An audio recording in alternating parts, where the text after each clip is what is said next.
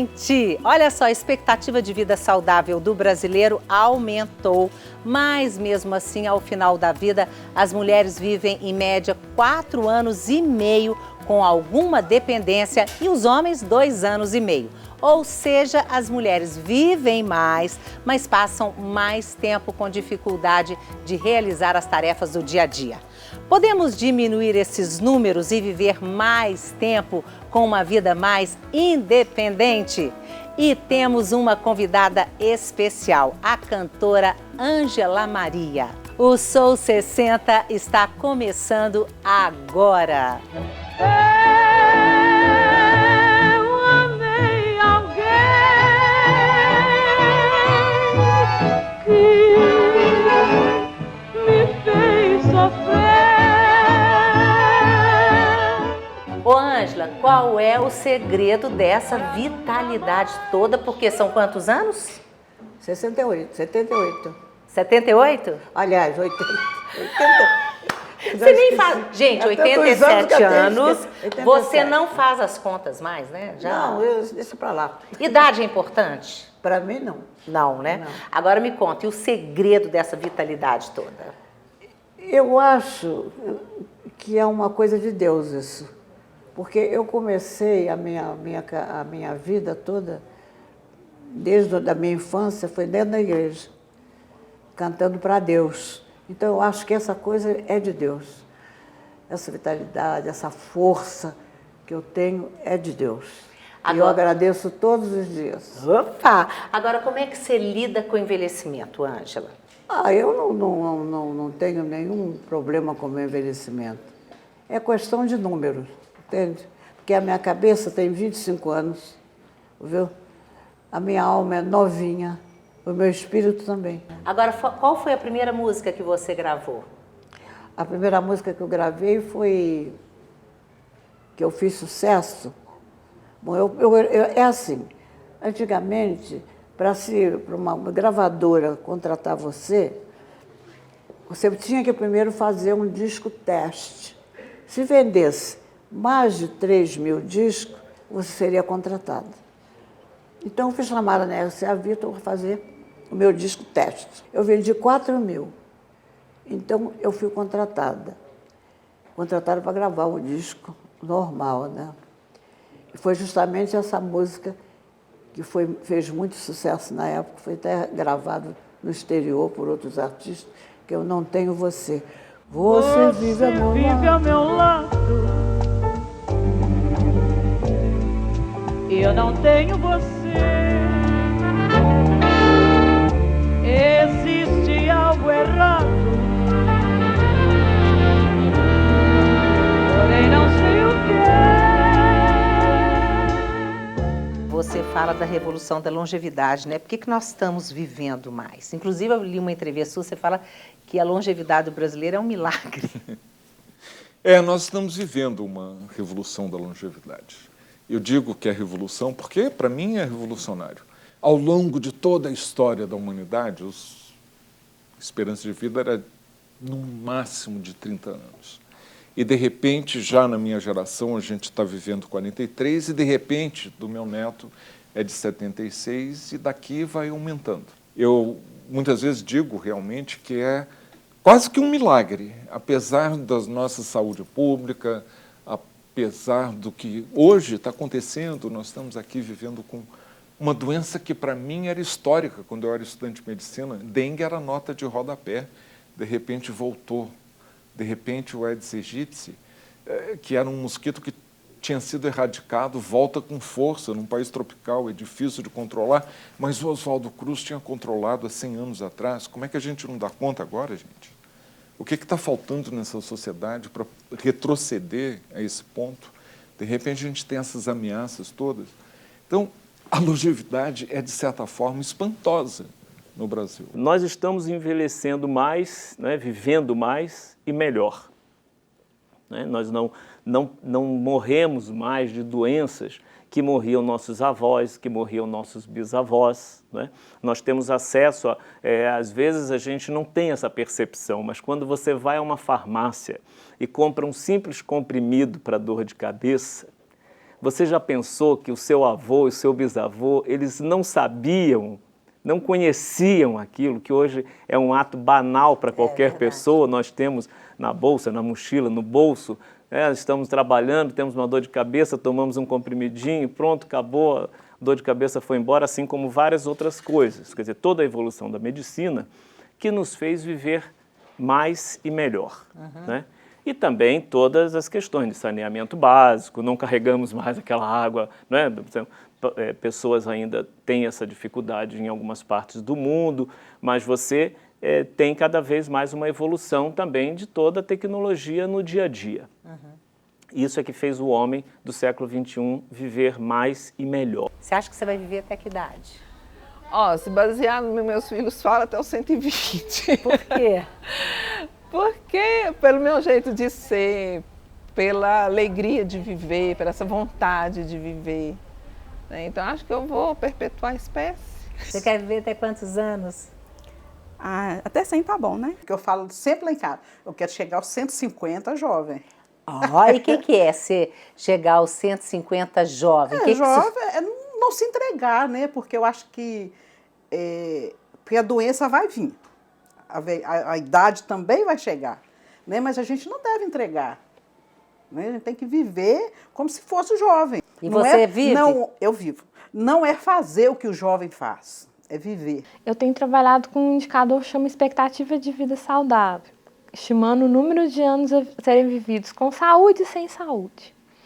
Né? Para você ter ideia, hoje em dia a gente tem que, em média, uma pessoa, um idoso ele pode esperar viver em torno de 4 anos, se mulher, 4 anos e meio, com alguma dependência, e no caso dos homens, em torno de 2 anos e meio com alguma dependência. Como é que vocês chegam a esse número? Então, para isso, a gente utiliza grandes pesquisas, que são as pesquisas, em geral, realizadas pelo IBGE. Né? Então, eu cito a PNAD, por exemplo, né? Que é que a gente utiliza muito, né?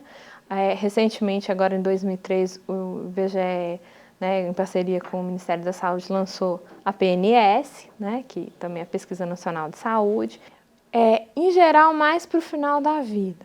Tá? Então, a gente tem, assim, por exemplo, uma mulher, não vou trazer os dados tão certos aqui, né, mas uma mulher de 60 anos, ela pode esperar viver, em média, mais 22 anos. E desses 22, com 4 anos e meio, com incapacidade funcional. Os homens, eles esperariam viver em torno de 19 anos, 19 e meio. E destes 2 anos e meio que seriam com incapacidade. As mulheres mais, então? Sim, as mulheres, elas vivem mais, mas elas passam um número maior de anos com incapacidade funcional, ou seja, com dificuldade de realizar tarefas do dia a dia, como comer, vestir, tomar banho, se alimentar. Por que você acha que as mulheres vivem mais que os homens? Eu acho que é por causa do trabalho. A mente sempre ocupada. Eu acho que a mulher, quanto mais ela trabalha, mais ela vive. O homem é muito estressado, vive naquela correria, né? Fico vendo na minha casa, meu marido, né? Se eu marco e falo, olha, vai, cardiologista, dia tal, hora tal, aí ele vai. Mas se passar, se deixar, ele não pensa em ir lá e marcar. Então, eu acho que os homens vão menos ao médico também. As mulheres se cuidam mais do que os homens. Primeiro, porque elas entram no serviço de saúde pela maternidade. E elas entram e não saem mais, porque aí seu ginecologista vira seu clínico geral ou te encaminha, seja, no momento que você entrou, você não sai mais. Né? Os homens procuram o serviço de saúde só para atividades curativas, as mulheres já procuram pela prevenção. As mulheres se cuidam mais pela questão da vaidade, da beleza, fazem mais exercício físico, dieta. Hoje até está mudando com as gerações mais jovens, os homens também estão fazendo isso, né? Hoje já tem muito homem, inclusive nas academias. Os homens podem chegar a viver o número de anos que as mulheres vivem mais? Na verdade, os homens, para viver mais, eles precisariam diminuir o risco ao longo da vida. E isso a gente atuaria em termos de hábitos saudáveis, né? Não fumar, beber com moderação, se beber não dirija, trabalhar em boas condições, ter acesso ao cuidado com a própria saúde, que são hábitos que os homens ainda não conquistaram. Se eles fizerem isso, eles vão ganhar mais em tempo de vida. As mulheres, por sua vez, se até agora elas têm sido privilegiadas com essa possibilidade de viver mais, à medida que elas assumem comportamentos de risco, elas incorrem no contrário. Aí elas vão ter a chance de morrer antes. Então é preciso que todos, homens e mulheres, continuem cultivando hábitos saudáveis. Tem quanto tempo que o senhor faz atividade física? Está fazendo 2 anos já. Antes o senhor não fazia? Mas não fazia não, porque estava um pouco desanimado, parado. E depois Deus ajudou que foi com a da minha esposa ali assim, que ela já tem pelo menos 5 anos já. Aí foi me orientando, aí eu animei, aí voltei. Foi força da mulher então? Isso. Tem certos dias é que eu penso em minha gente e sinto assim todo meu peito se apertar. E eu vi assim Emilinha Borba cantando e sendo ovacionada, a Marlene, eu achava aquilo tão lindo, tão maravilhoso. Eu dizia assim, eu quero isso também para mim. Quando eu cantar, eu quero que todo mundo grite e me aplaude. Participei de todos os programas de calouros e ganhei todos. Até que um dia eu fui proibida pela própria emissora de participar. Porque quando os calouros me viam, eles não queriam cantar. Porque pediam saber que ela vai ganhar, ela vai ganhar. Não vamos participar não, que ela vai ganhar, não adianta. E aí? Aí o próprio produtor de um dos programas falou para mim, Ângela, você pode ter uma oportunidade muito grande se você for cantar numa casa noturna. Mas eu era menor, faltava 1 ano para mim completar 18 anos. Eu dizia agora. E aí eu trabalhava numa fábrica, na Maria da Graça, que é o subúrbio, e nessa fábrica eu cantava também. Quando o diretor daquele departamento descobriu que a produção caía, porque eles paravam para me ver cantar, eu fui mandada embora. Aí o que aconteceu? Eu aí fiquei sem trabalho e sem poder cantar. Porque meus pais, quando descobriram que eu participava de programa de calouros, que eu ia à rádio, que eu fugia da igreja, eles mudaram do centro da cidade para ir para o subúrbio. Lugar bem longe, longe de teatro, longe de rádio. Eu sou feliz sem amar ninguém. Se desejo rir, brincar, sonhar, cantar, sorrir, nada pode me impedir. Todo mundo vai ter incapacidade funcional? Todo mundo vai ficar dependente na velhice? Não necessariamente. A gente vai ter trajetórias diferentes, né? E assim, seja por um cuidado de saúde, uma prática de atividade física, né? Então as pessoas não necessariamente, todas as pessoas vão ter incapacidade funcional. Ou seja, a gente não pode falar, porque fala assim, a velhice está aumentando. Nós temos que falar em velhices. Porque nós temos várias velhices, né? A gente tem diferenças, sim. Pessoas que tiveram oportunidades diferentes ao longo da vida, né? Que trabalharam em atividades diferentes, que tiveram, né, experiências diversas. Que a gente não tem um idoso só. A gente tem pessoas com características muito diferentes. A gente tem idosos que trabalharam a vida inteira carregando peso e que agora tem muita dor na coluna, muita dificuldade, né, tanto de andar como de realizar atividades no seu dia a dia. Então, continuar com esse idoso inserido no mercado de trabalho não é algo tão fácil. Se eu comparo, por outro lado, com um idoso que, né, trabalhou sentado, trabalhou numa atividade, né, talvez, vamos dizer, usando a cabeça, não o corpo, né? Então a gente tem essas diferenças, sim. Então por isso que é tão difícil a gente falar assim, olha, o que eu faço? Né? A gente trabalha muito com médias, né? A gente trabalha assim, qual que é a saúde do brasileiro? Então eu vou trabalhar muito com média, eu estou sempre comparando, né? Assim, eu faço um perfil geral, mas eu tenho essas diferenças, assim, né, essas diferenças que são entre as regiões, né, entre as pessoas. E essas diferenças, elas precisam ser pensadas e respeitadas também.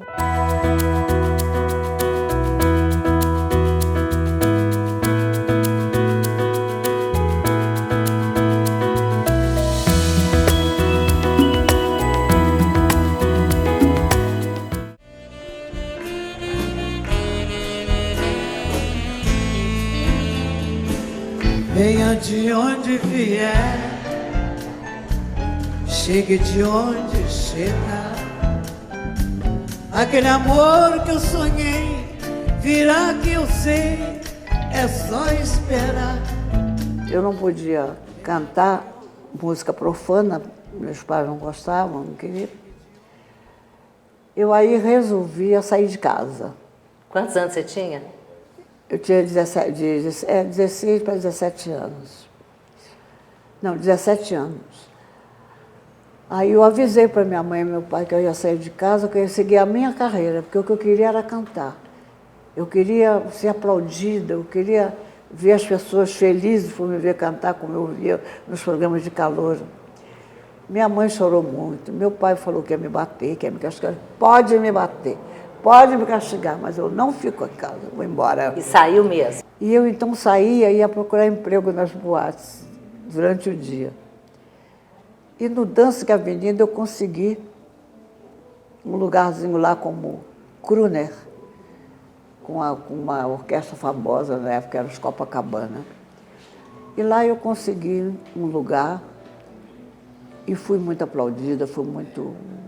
Nossa, o pessoal me adorou. Lá os frequentadores do dance, que as bailarinas, então me amavam as bailarinas, né? Só que eu não fiquei muito tempo lá também, porque era muito frequentada por produtores, diretores de teatro e diretores de gravadoras. E eu fui contratada. Quando eles me viram cantar, na mesma hora, me contrataram para gravar na RCA Victor e o contrato para Marinho Veiga. A rádio e a gravadora. Eu fico tão feliz, eu fico muito feliz por ter corrido atrás do meu sonho. Eu acho que todo mundo que tem um sonho na vida deve correr atrás, deve ir. Faça qualquer sacrifício para conseguir o seu sonho. Foi o que eu fiz. E sempre há tempo, né? Sempre. Vem, querido, vem comigo recordar. De novo vem sonhar e amar. Como é que você lida com o envelhecimento? Com tranquilidade, como sempre lidei com a vida. Uma receita de envelhecimento saudável? É gostar de você, procurar cuidar bem da sua saúde, da sua alimentação. Você se cuida? Muito. Como? Cuido. Eu faço as minhas consultas, eu procuro comer bem, eu faço atividade física, eu faço hidroginástica, caminhada e pilates. A velhice, ela é uma resposta, de algum jeito, à vida que se viveu, ou à vida que não se viveu. Então, aí que eu acho que o balanço existencial ele é fundamental, né? Porque é um momento enxergado, né? Que algumas coisas elas vão precisar ser revistas, outras, pelo tempo que passou, não podem mais, vamos dizer, serem revisadas e mudadas. Mas né? pode fazer outras coisas? Pode-se fazer outras coisas. Envelhecer para mim é colher. Para mim, envelhecimento é a época da colheita. Você vai colher tudo que você plantou. Então, você vai colhendo. Você está colhendo coisas boas, né? Só coisas boas. Eu aprendi com os meus pais que tudo que a gente faz é um reflexo, que você vai ter na velhice é um reflexo da juventude. Eu cheguei em frente ao portão, meu cachorro me sorriu, latindo. Agora, como é que você se cuida no dia a dia para estar tão bem como você está? Durmo bastante, como bem, não frequento à noite, não bebo, não fumo. É assim a minha vida. Uhum. Raramente eu vou a um teatro, um uma inauguração de alguma coisa muito importante. Raramente. Agora, Sou muito caseira. Eu gosto de ficar em casa. Adoro televisão, gosto de ver todos os programas de televisão. Todas as propagandas, eu sei todas. Então, isso é que deve ser o meu segredo. Uhum. Agora, e a voz, hein? Eu estava te ouvindo. E essa voz maravilhosa, como é que você faz para manter? Nem cigarro, nem álcool, nem gelado. É isso aí. Uhum. Você já fumou? Eu já fumei, mas tem uns quase 30 anos que eu parei de fumar. Graças a Deus. Vitória, né? Vitória. Nunca bebeu, nunca fumou? Não, já. Depois que eu parei. A melhor coisa que eu fiz na minha vida foi ter parado de fumar. Se eu não tivesse parado de fumar, eu tinha morrido. Foi difícil? Muito. Você tem que gostar muito de você para você parar de fumar. É difícil, o cigarro é difícil parar. Não vou falar coisa que é parar, é difícil. Mas aí tem o FA, tem o NA, tem o AA, todos esses grupos podem te ajudar. O Brasil era um país de fumantes. Quando eu era jovem, eu também fumava. Era praticamente todo mundo. Eu me lembro de fumar nas enfermarias. Não tinha nada demais, era uma coisa normal. Fumar, não existia aquela percepção de que faz mal para você. E, de repente, veio essa percepção, a mídia ajudou muito.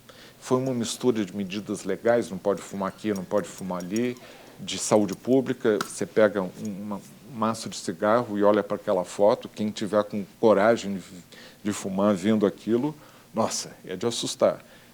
E, de repente, a gente saiu de 50% dos adultos que fumavam para praticamente 10%. A gente está abaixo do Canadá, que há 20 anos atrás era o padrão ouro.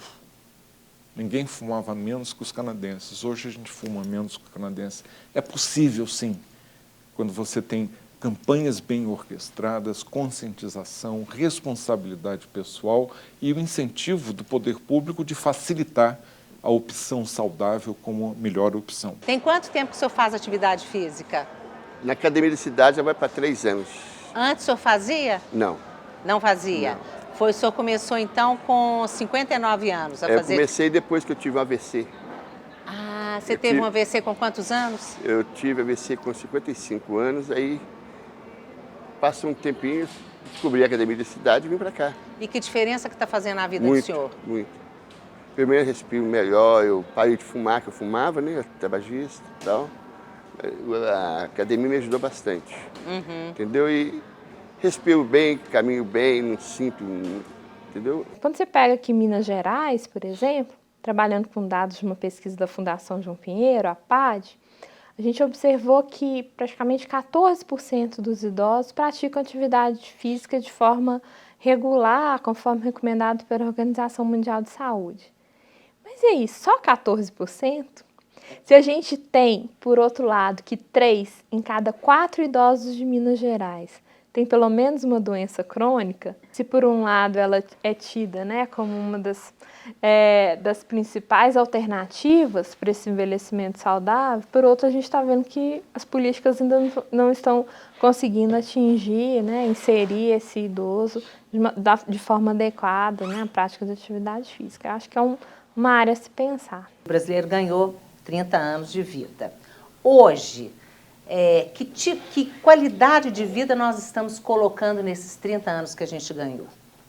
Essa é a grande questão, porque a pessoa não chega de repente na velhice. Velhice é um curso de vida. Vai depender do que você faz e escolhas quando você tem 10, 15, 20 anos. A adolescência é muito importante, porque é quando hábitos de vida, beber, fumar, usar drogas, a dieta, exercício físico, são coisas que você normalmente começa cedo e depois é muito mais difícil de você mudar. Então, a qualidade de vida que você vai ter aos 50, 60, 70, 80 vai depender muito de como você se preparou para essa qualidade de vida. A gente tem desafios? Sim. A gente tem uma população que vive mais, que sobreviveu, né, que hoje, e por ter sobrevivido, vai ter doença crônica, vai ter hipertensão, vai ter diabetes, vai ter problema de coluna. Sim, a gente tem todos esses desafios. Mas a gente tem também, assim, oportunidades de cuidar e de tratar disso também. tá? Então eu acho que dá para ter uma velhice digna, tá? Com saúde e pensando de uma forma positiva, sim. E qual que é a sua receita de envelhecer bem? Tem que cuidar da saúde, alimentação, e cuidar da saúde significa estar bem com você mesmo, praticar alguns exercícios físicos, ter uma companheira maravilhosa, que está ali. Essa é a minha receita. Eu não tenho pressa para nada. Eu sou o que eu sou aqui. Eu não programo. Se falarem assim, vão passear, eu vou. Sabe? Se falarem não vão, não vamos. Então, assim, eu acho que a gente tem que viver a vida normal. Não precisa ficar preocupado com nada. O pessoal ri que eu falo, se eu soubesse que ser velha era tão boa, eu já tinha ficado há mais tempo. É verdade. Eu acho ótimo, eu não tenho que reclamar. O que é importante na vida? Eu acho que o muito importante é a sinceridade, é o amor, que é muito importante, é a verdade. Quem é Ângela Maria? Uma pessoa tão simples, mas tão simples, tão comum. Eu me acho tão simples, eu me acho muito comum, essa Ângela Maria. Uma mulher que gosta de cozinhar, gosta da casa. Amo desesperadamente meu marido, ele também.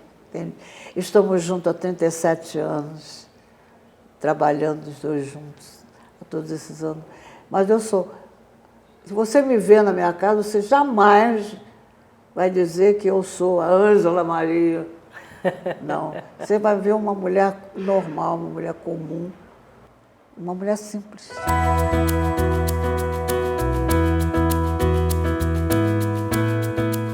Até a próxima! E cuida de você, porque você merece! Garçom, apaga esta luz, que eu quero ficar sozinha. Garçom, me deixe comigo, que a mágoa que eu tenho é minha. Quantos estão pelas mesas, bebendo tristezas, querendo ocultar? O que se afoga no copo, renasce na alma, desponta no olhar. Garçom, se o telefone bater, e se for